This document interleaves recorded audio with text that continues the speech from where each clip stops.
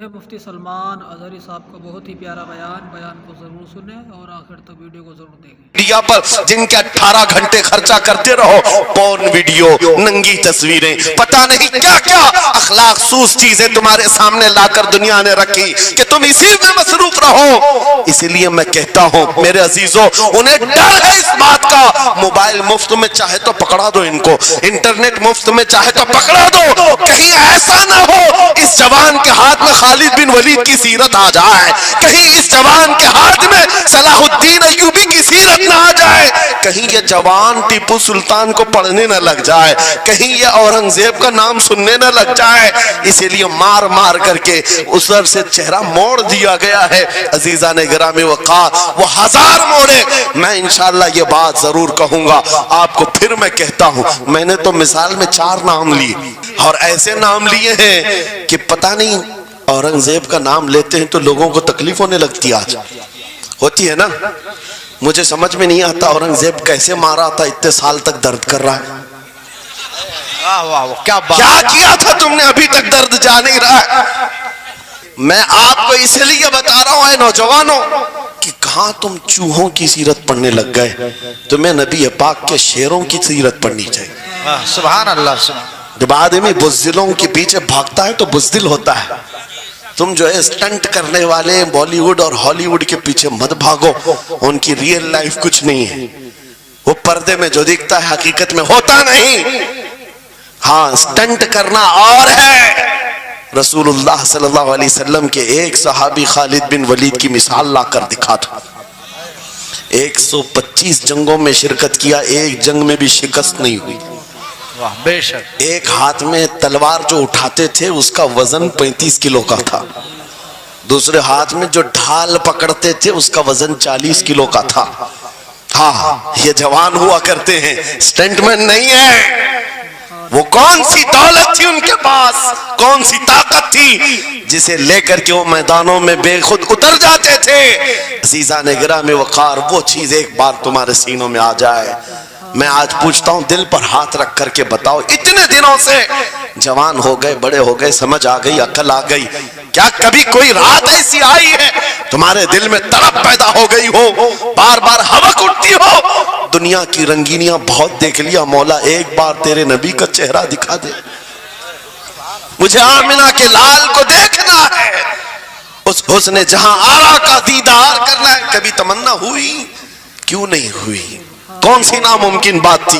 آتا ہے فقیروں پہ انہیں پیار کچھ ایسا، خود بھیک دیں اور خود کہیں منگتے کا بھلا، مانگا ہوتا تو ضرور ملتا، اور ان آنکھوں میں ایک بار وہ لذت آشنائی آ جاتی تو پھر فخر سے تم بھی ہر جگہ گھومتے اور پھر یہ کہتے پھر کہ گلی گلی تباہ ٹھوکریں سب کی کھائی کیوں، دل کو جو عقل دے خدا تیری گلی سے جائے۔ جن کو لذت آشنائی مل گئی تھی وہ کہتے تھے، یہ حضور پاک صلی اللہ تعالیٰ علیہ وسلم کی آشنائی کی لذت جسے ملی وہ پھر یہ کہتا ہے میں گدا ہوں اپنے کریم کا، میرا دین پا رہے نہ نہیں، اور مانگنا بھی ہو ادھر ادھر نہیں مانگتا۔ آج بی جے پی کی حکومت چل رہی، یہاں سے کچھ لے لے، کل کانگریس آ جائے گی وہاں سے کچھ لے لے۔ غلام رسول بی جے پی کانگریس کے بیچ میں نہیں گھومتا پھرتا، اس کا مسلک یہ ہوتا ہے، اس کا مسلک صرف یہ ہوتا ہے کر کے تمہارے گناہ مانگے تمہاری پناہ، تم کہو دامن میں آ تم پہ کروڑوں درود، یا رسول اللہ آنکھ عطا کیجئے اس میں ضیاء دیجئے، جلوہ قریب آ گیا تم پہ کروڑوں درود، درد ہو تو بھی یہ کہے شافی و نافی ہو تم، وافی و کافی ہو تم، درد کو کر دو دوا تم پہ کروڑوں درود۔ یہ بات وہ بندہ کہتا ہے جسے لذت آشنائی ملی ہے، نبی پاک صلی اللہ تعالیٰ علیہ وسلم کی محبت میں فنا ہو۔ میں ایک بات بتاتا ہوں، حضرت جنید بغدادی رضی اللہ تعالیٰ عنہ کے دور میں ایک بڑا مسئلہ پیش آیا تھا۔ ایک آرٹسٹ آیا تھا، ایک مصور جو تصویریں نکالتا تھا، جو اس کمال یہ رکھتا تھا کہ اس کو جیسے آرڈر دیا جائے ویسی تصویر نکالتا، یعنی کوئی سامنے بیٹھ کر کے بتائے میرا محبوب ایسا تھا ویسا تھا، وہ اس کی سن کر کے تصویر نکالتا۔ صرف اس کو حلیہ بتاؤ تصویر نکالتا. اس کا کمال تھا ایک. لوگ اپنے اپنے محبوباؤں کی تصویریں نکالتے. اور جب اس کے گھر کے پاس بھیڑ لگی تھی, اسی بھیڑ میں جنید بغدادی بھی تشریف لا. سید الطائفہ ہیں, ولیوں کے سردار ہیں اپنے زمانے. جب آپ کا نمبر آیا, مصور نے دیکھا تو ہکا بکا رہ گیا. کہا آپ یہاں میرے گھر؟ کہا میں نے سنا ہے تو سن کر کے محبوبوں کی تصویریں کھینچتا ہے, میں بھی تصویر بنوانے آیا میرے محبوب اور میرے معشوق کی. کہا کہ آپ بتا دیں, حلیہ بتا دیں, میں تصویر بنا دوں گا. آپ نے کہا میرے محبوب کا حلیہ سنو. مکھ چند بدر شاشانی ہے, ماتھے چمکے لٹھ نورانی ہے, کالی زلف آنکھ مستانی ہے, مخمور اکھیں مد بھریاں. یہ حضور پاک صلی اللہ علیہ وسلم کا نقشہ کھینچ رہے تھے. مصور نے کہا رکو, یہ تصویر میرے پاس پہلے سے رکھی ہے. کہا کہ تمہارے پاس پہلے سے لوگ آرڈر دیتے پھر بنواتے. کہا در حقیقت آپ جس سے محبت کرتے میں بھی اس سے محبت کرتا ہوں, لاؤ تصویر. وہ مصور اندر گیا اور پورا قرآن لا کر جنید بغدادی کے پاس رکھا.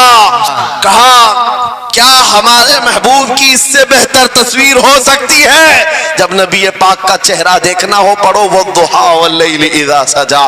جب نبی پاک کی زلفیں پڑھنا ہو دیکھو رب تعالیٰ نے فرمایا واللیل اذا یغشا. ہاتھوں کے بارے میں فرمایا وما رمیت اذ رمیت ولکن اللہ رما. قدموں کے بارے میں فرمایا لا اقسم بہذا البلد. آنکھوں کے بارے میں فرمایا ما زاغ البصر وما طغى. سینے پاک کے بارے میں فرمایا الم نشرح لك صدرك. ان کے عطاؤں کے بارے میں فرمایا انا اعطیناک الکوثر.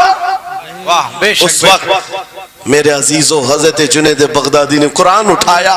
آج سے میں ایک بات یہ کہہ رہا ہوں, جس کے دل میں حضور کی محبت ہے وہ ہر جگہ اپنے نبی کے اپنے محبوب کے جلوے ہی دیکھتا.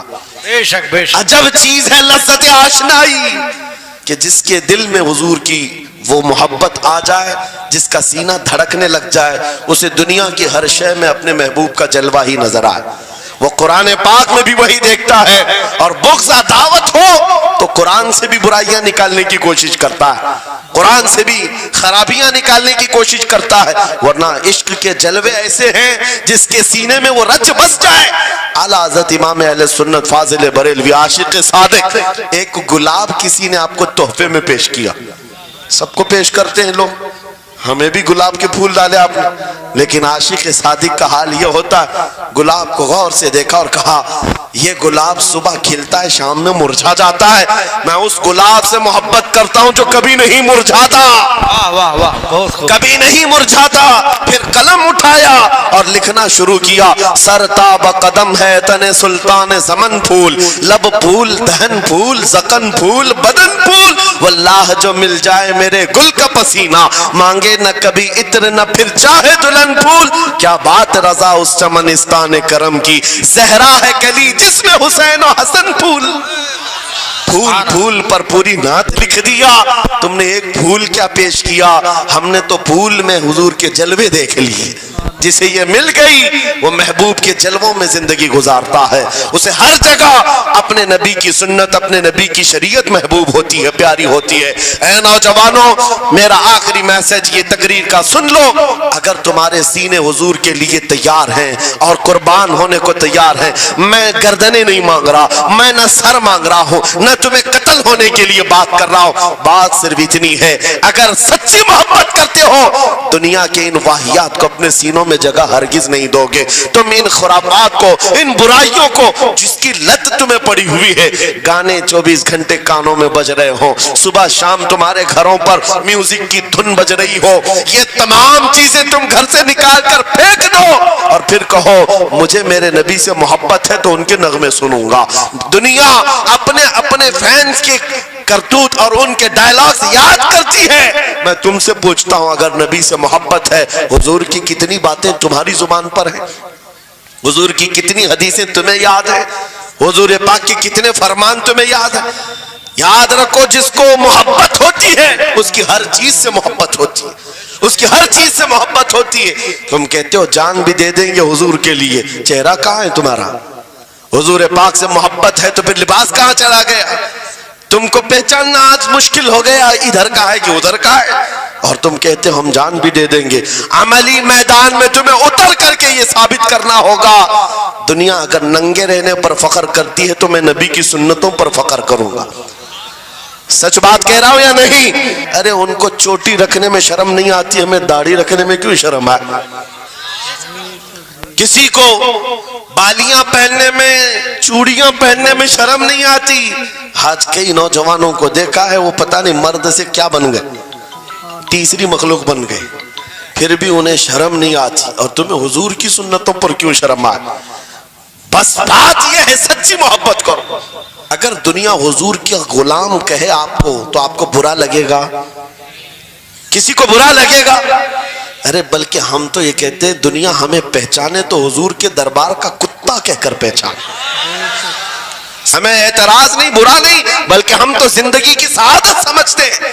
اگر تمہیں برا نہیں لگتا حضور کی غلامی پر، اور کوئی غلام رسول کہہ کر پکارے برا نہیں لگتا، آ جاؤ کھل کر کے غلامی کرو، کھل کر غلامی کرو۔ آؤ حضور پاک صلی اللہ تعالیٰ علیہ وسلم کے ان بتائے ہوئے خطوط اور راستوں پر چلتے ہیں، ہم پھر اسی راستے سے اپنا کھویا ہوا وقار حاصل کر سکتے، اپنی کھوئی ہوئی عزت حاصل کر سکتے۔ تھوڑی سی بات رہ گئی۔ امام اعظم ابو حنیفہ رحمۃ اللہ علیہ کے پاس کوئی شخص آیا اور کہا کہ سنا ہے مومن صادق، سچا مومن عاشق رسول جب دنیا سے جاتا ہے اس کی روح نکالنے کا طریقہ الگ ہوتا ہے، اور ایک بدبخت گنہگار یا کافر و مشرک کی روح نکالنے کا درد الگ ہوتا ہے۔ روح نکالنے کا فرشتہ ایک ہے، دونوں کی تکلیف الگ کیوں ہے؟ آپ کو شارٹ کٹ جواب دیا گیا۔ امام نے کہا جا سورہ یوسف پڑھ لے، تجھے سمجھ میں آ جائے۔ وہ بندہ گیا سورہ یوسف پڑھا، کہا اس میں تو موت کا کہیں ذکر نہیں، کیسے نکالی جاتی؟ کہا پھر پڑھ کے آ، پھر پڑھ کے آیا، کہا اس میں کہیں ذکر نہیں۔ کہا کیا پڑھ کے آیا؟ اس میں تو یوسف و زلیخا کا قصہ ہے، حضرت یوسف علیہ السلام کا پورا واقعہ ہے۔ کہا کیا یہ واقعہ تو نے پڑھا کہ زلیخا یوسف علیہ السلام پر ایسی فریفتہ ہو گئی، محبت میں فدا ہو گئی کہ ایک دن سارے شہر کی عورتوں کو دعوت پر بلایا اور سب کے ہاتھوں میں لیمو دیا اور چاقو دیا۔ یہ سب کے ہاتھوں میں لیمو اور چاقو یہ قرآن پاک میں موجود ہے۔ یوسف علیہ السلام کو ہال میں بلایا گیا، عورتیں جیسے دیکھنے لگی، زلیخا نے کہا یہ لیمو کاٹ دو، عورتوں کے ہاتھوں سے لیمو گر گیا، چاقو سے چاروں انگلیاں کٹ گئی، انگلیاں کٹ گئی، عورتوں کو احساس ہی نہیں ہوا۔ عورت تو چھوٹے سے زخم پر چیختی ہے اور چھٹپٹاتی ہے، ارے 4 انگلیاں کٹ جائیں، خاموش بیٹھنے والی ہے کوئی عورت؟ لیکن کیسے خاموش بیٹھی رہی؟ قرآن بھی کہتا ہے کہ انہوں نے اپنے انگلیوں کو کاٹ لیا۔ حسن یوسف پہ کٹی مصر میں انگشت زنا، عورتوں کی انگلیاں کٹ گئی۔ امام نے پوچھا کیا تو نے یہ واقعہ پڑھا قرآن میں؟ کہا یہ تو پڑھا ہے۔ کہا نادان ہم یہی تو بتانا چاہتے ہیں، عورتوں کو درد کیوں نہیں ہوا؟ حسن یوسف دیکھنے میں مصروف تھی، یوسف کا حسن دیکھ رہی تھی، انگلیاں کٹ گئی، پتہ نہیں چلا۔